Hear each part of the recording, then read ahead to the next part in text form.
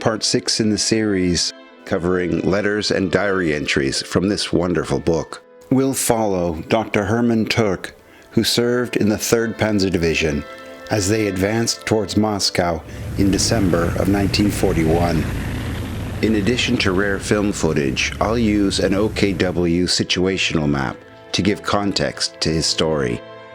A heartfelt thanks goes out to Naomi Ortega and Union Capital for sponsoring the production of this video. You can find the entries from today's episode on pages 267 and 272 in the book. If you haven't got it yet, the pinned link in the comments section will get you to it. Der 2.12.41. Windstürme und Schnee. Wir können uns kaum vorstellen. Windstorms and snow. We can scarcely imagine that a reasonable military operation is still feasible. Things are very bad. How are we supposed to advance? And yet, we take Romanova.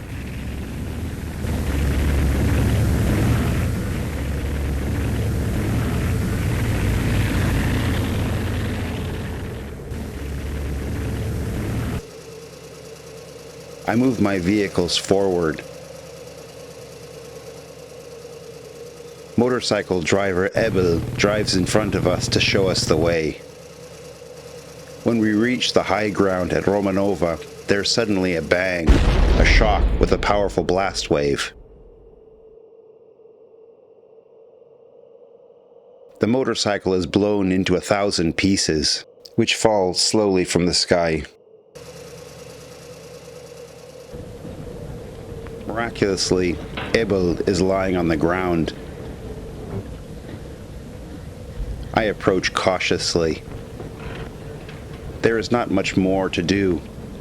I would like to give him morphine, but it's impossible. It doesn't work.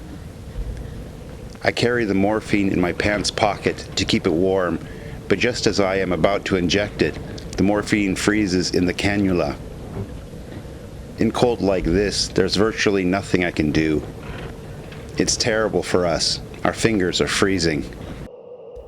We take a closer look around for the cause of the explosion. In front of our car, there is a large mine barrier. There are 2 mines just 1.5 meters away, directly in front of my front wheels. Again, I have been saved by a miracle. A few seconds later, and we would have had it. While we are busy recovering the wounded and turning our vehicles, we come under heavy mortar fire from a nearby wood. A round lands 20 meters to the right, the next 20 meters to the left. Time to get out of here.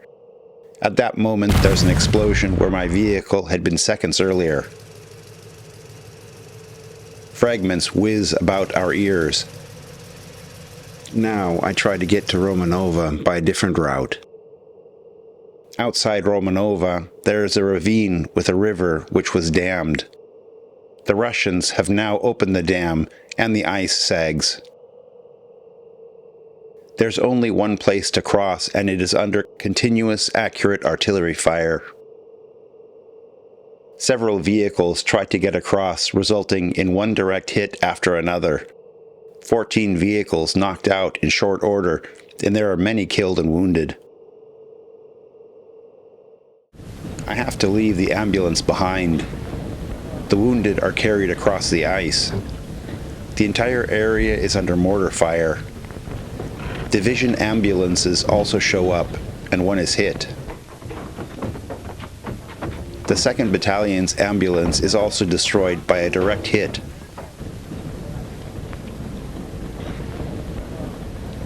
There's pure chaos. One's nerves are not what they were in the beginning. The regiment has 47 casualties.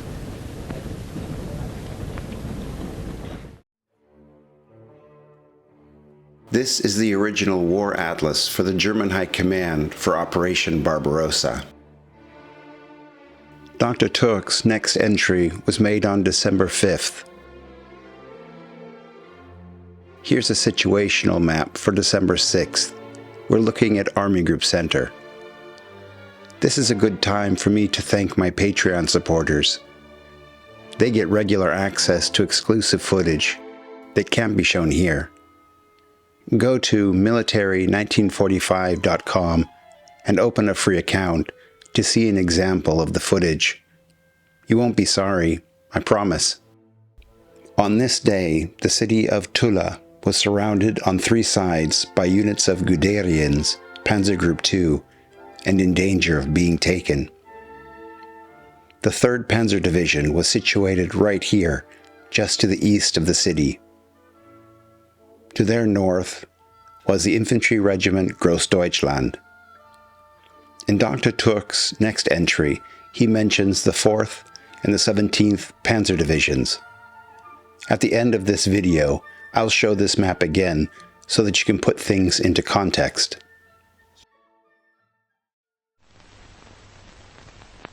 Der 5.12.41.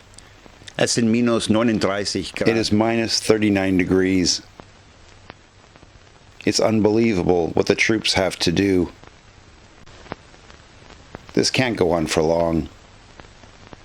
The 17th Panzer Division has been beaten back.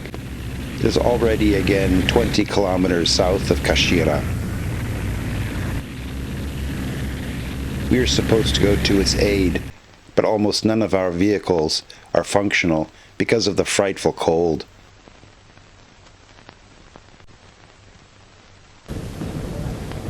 In the tanks of the 1st Company, the 6th Panzer Regiment, boiling water is poured in above. By the time it reaches the radiator, it is already ice.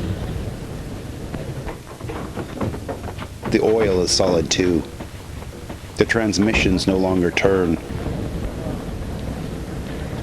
In almost all of the tanks, even the steering is frozen.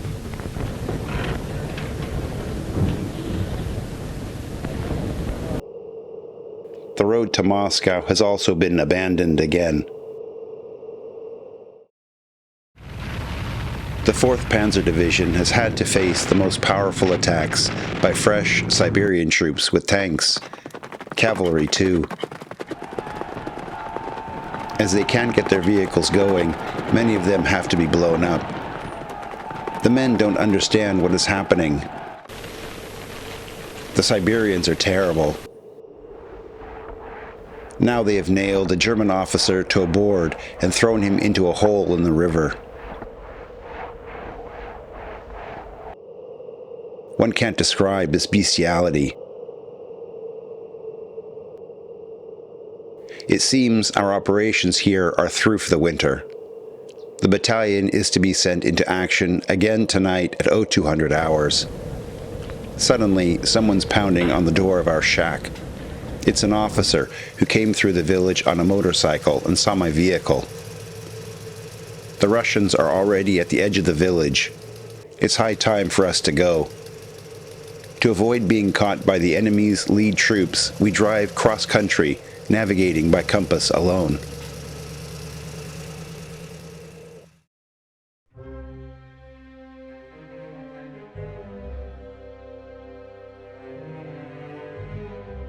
If you'd like to see the other parts to this series, which are really good, click on this link.